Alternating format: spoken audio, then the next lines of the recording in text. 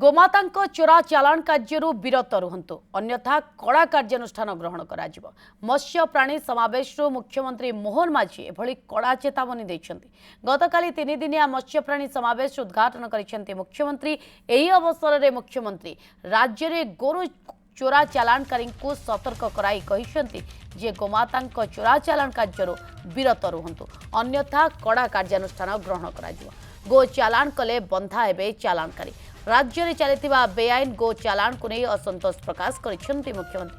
कौन परिस्थिति रे एपरि कार्य लिप्त व्यक्ति को क्षमा कराजिबो नाही।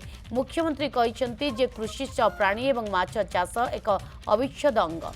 धान हेउ कि पनीपरिबा चाष सेथिरे प्राणी संपदर भूमिका रही।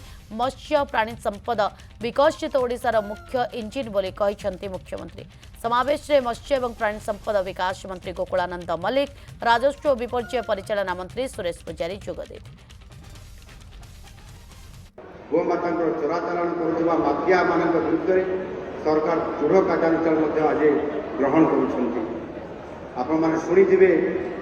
जस्ट 4-5 दिन पूर्व मो केन्दुझर जिला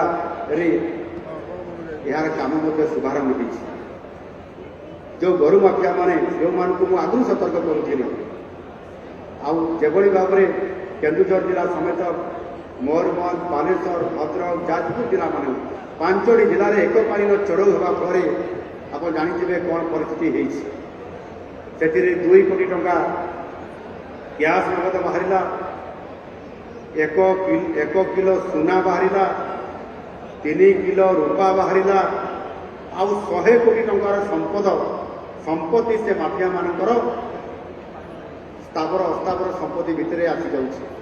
14 जन माफिया जेल भीतर को गले।